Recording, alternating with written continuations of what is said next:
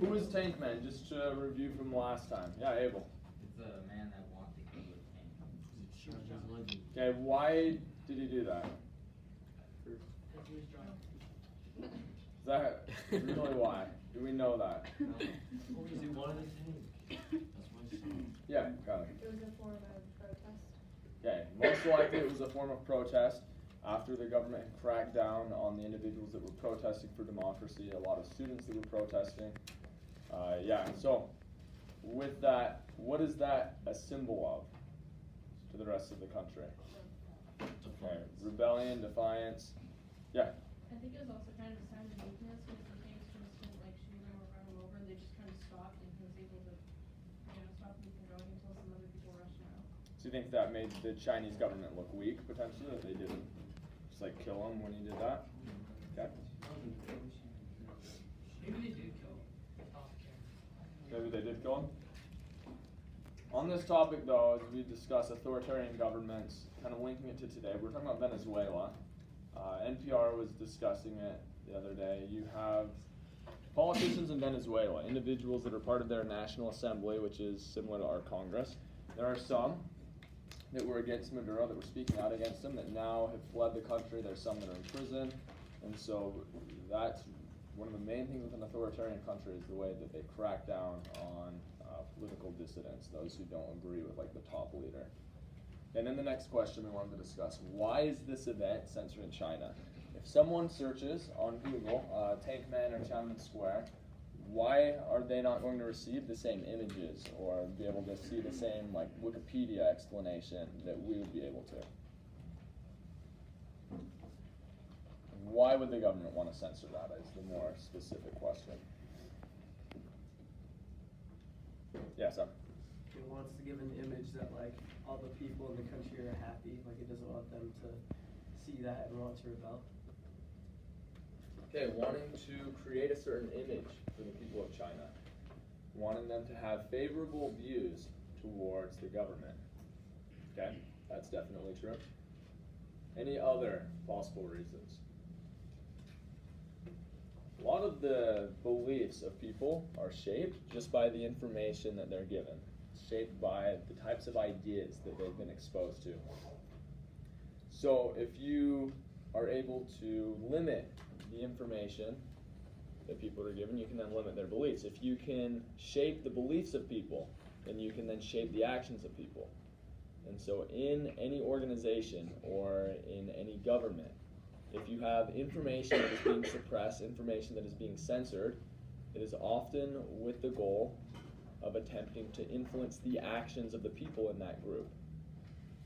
Okay. Anyone like to fill up my water? Go with Cade. Go last time of the year. Okay, do we know of any current events? Yeah. A woman in Virginia decreed that when she died that her pet dog would be killed so they could be buried together. She what? She wanted, this like girl in Virginia, she said that when she dies she wants to have her dog killed too, that so they can be buried together. She wants to have her dog killed when she dies. Was there a judge that ruled on that, or was any? So far there hasn't really been anything else on the subject, but there are definitely some ethical and legal issues that people have been reporting on that say this isn't legal, you can't be doing that. But Oh, it's interesting. Yeah, I imagine there'd be some animal rights groups that would hate that idea. Humans being able to just declare that their pets die when they do. Okay, we're going to go ahead and watch this scene in 10. It's highlighting Theresa May and her resignation from being Prime Minister in Britain. We'll look at that and then we'll discuss Memorial Day a little bit. Friday, British Prime Minister Theresa May announced she would resign as the nation's leader. The main reason? What the Prime Minister described as a deep regret, that she was unable to deliver the Brexit, an international agreement on how Britain would leave the European Union.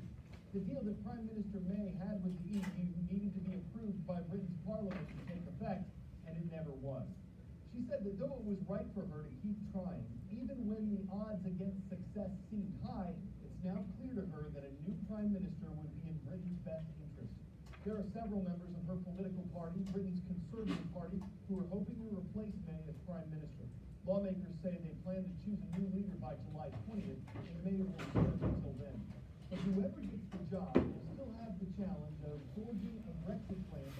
Parliament and the European Union agreed to.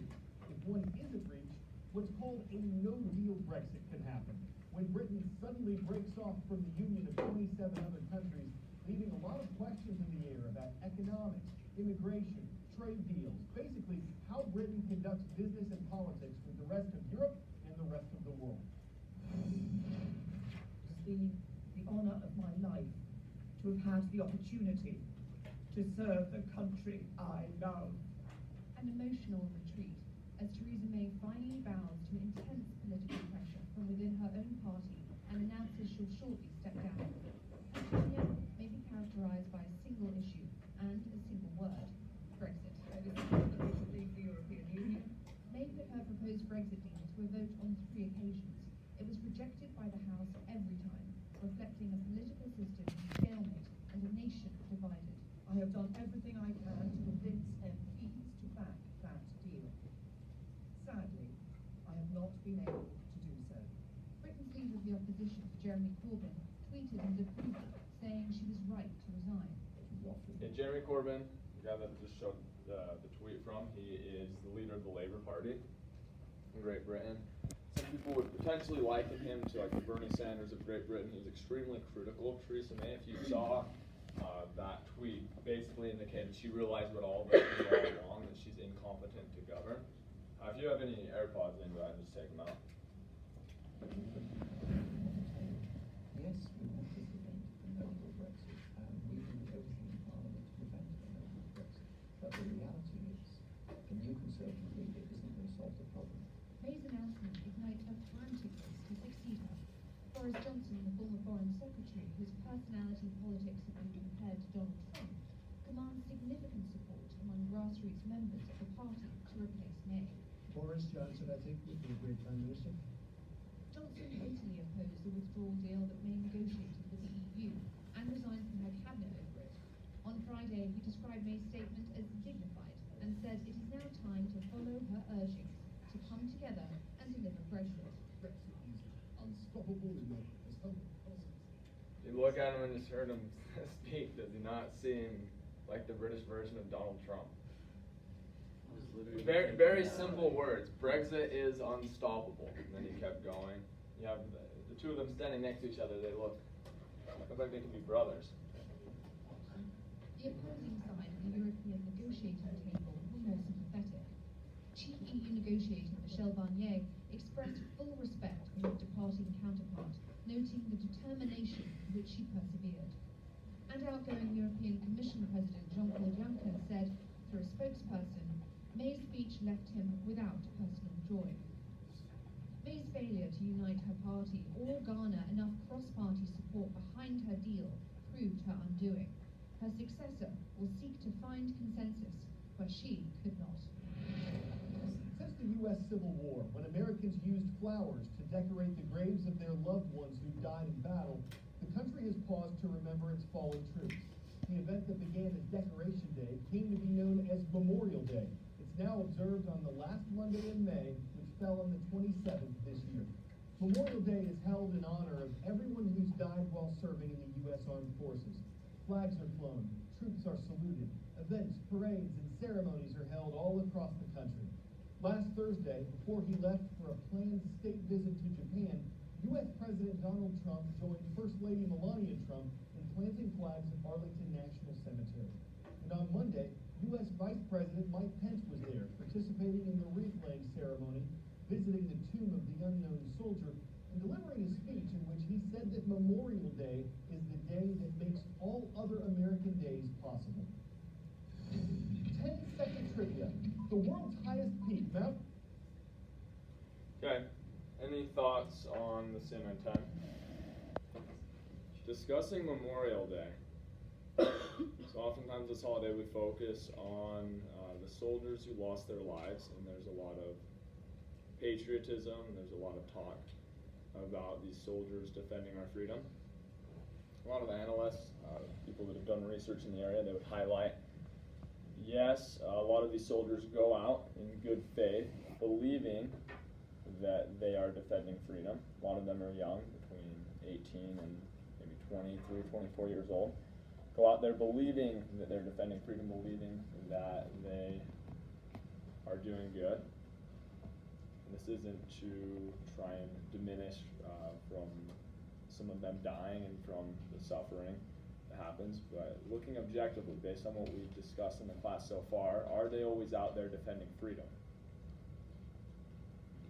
And again, World War II and World War I, some specific wars, like yes, that's the case, but we can talk about the Iraq War and the way that there were oil companies that benefited a ton from that. Halliburton, the company of former Vice President Dick Cheney. And when we look at just the fact that going into that war, the presidential administration at the time misled Congress and misled the American people, claiming that there were weapons of mass destruction being developed when in reality there wasn't. And then they changed the message later and said, oh no, we're promoting democracy abroad.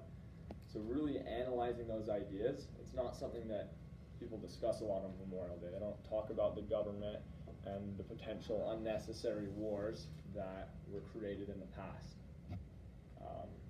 Again, it could be argued by some analysts that soldiers have sometimes been taken advantage of by the government. Oftentimes you have young men that grow up in financially disadvantaged situations. Mr. Kendall? Yes. Please send Emma Ponder to the office to check out. Yeah.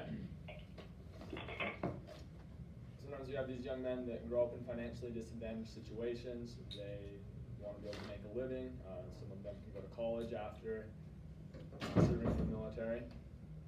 And so they willingly sign up in good faith. But that's not something that's discussed often on this holiday or just any other day during the year. And when you look at power dynamics in this country, people that bring these ideas up, sometimes they're accused of being anti-American. But keep in mind that those that are often accusing them of that, it's those that push for those types of wars in the first place, and their friends that may be in the media that hammer that message that anyone who questions the U.S. and our foreign policy and the wars we get into, highlighting that's anti-American.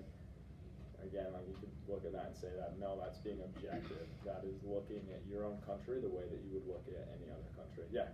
Are you saying that we shouldn't honor the people? No, absolutely not. Those people went out in good faith.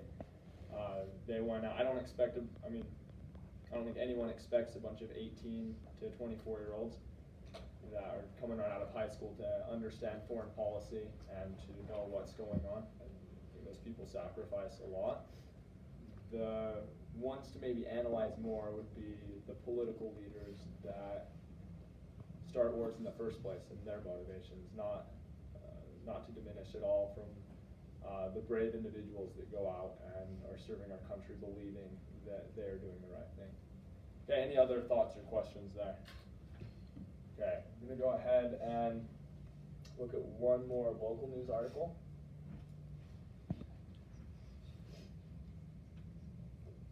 So this is highlighting how you have rural police departments are having a hard time getting new recruits. And so they have implemented online training for people that don't live really close to the police academy, so they can watch the videos online while they're still working their current job, and then once they go through all the videos, once they go through all the training, they can then hopefully take a test and be licensed to be a cop in their town. This begs the question, why do we think there would be difficulties in attracting people to want to be cops? Why is that harder to get people to want to be in that profession today than maybe a couple decades ago? Yeah? Because it's dangerous. Okay. It is dangerous.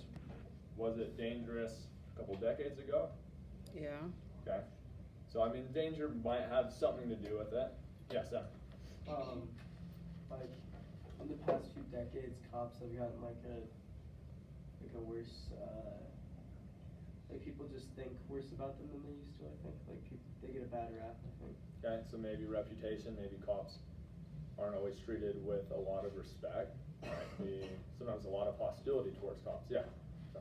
I was like, think the same thing Sam was, like, past few years, like, especially on social media, there's like been a bunch of stuff shared like about cops doing stuff like isn't good, and so their reps like going down. Okay. All right. Yeah, Sarah. I also think that since technology has evolved a lot, like people are more interested in careers that involve software rather than jobs like these that require more like physical insertion where they have to go train for this rather than just go to school and take tests and go to classes. Okay. Interesting. We'll go one more comment with Ashton. Then. Going off what Sam was saying with social media, is we almost always post something that like cops did that was bad on social media, but we never really highlight the stuff that they're doing good. Sure. Yeah. There's definitely cops that are out there trying to be fair and doing their best and just trying to protect people. But wanted to highlight the idea of just people having just their own personal camera on their cell phone. So everything's being filmed that decades ago were not.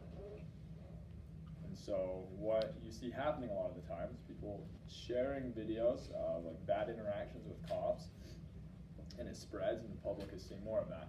And it can definitely be unfair to the cops that are doing everything right when they get categorized in with that group of cops that aren't as great. But yeah, it's definitely led to maybe a lot of people having hostilities towards cops, a lot of people not feeling so great about them. Do we know the story of Michael Brown? Okay, so this was in Ferguson, Missouri. He was a big guy. I want to say he was 18 years old. He just graduated from high school. I think he was like 6'5", 2 something, and played football. And there was a report that he had gotten into an altercation with a cop, and then he was shot. And the narrative that people were chanting in the streets, Michael Brown, is they were saying, "Hands up, don't shoot." There were huge riots in Ferguson, Missouri. So this was an African American guy, and they were saying that basically like it was racially charged. They went back and they found his handprint on the gun. Like the studies or I think the forensics showed that his handprint was on the gun, indicating that he was like trying to wrestle it away from the cop. So you have that, but then at the same time you also have Eric Gardner in New York, who I believe he was selling cigarettes without a vendor's permit. And some cops were talking to him about it, asking him, and he got upset and said, "Why are you always harassing me?" And he was just kind of arguing with him. Next thing you know, they said that he was, I can't remember why they justified it, but they ended up tackling him down, and they had 4 cops that were like restraining him, and there was one that was putting pressure close to his neck and close to his throat, and he was saying, I can't breathe," and he ended up dying and suffocating right there. So you have definitely instances where people are killed when they didn't need to be, and there's a lot of just like hype on social media with it, and so it's one reason why it might be hard to fill cop positions in this time. Any other thoughts or questions there?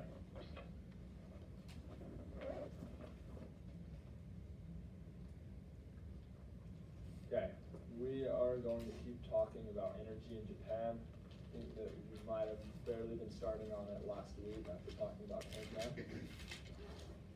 So we're going to go to Canvas, and you're going to be pulling out the pros and cons of nuclear energy, making a T-chart, writing the pros and cons on each side. So go ahead and get into Canvas, go to the East Asia modules, and you'll click on nuclear energy pros and cons article.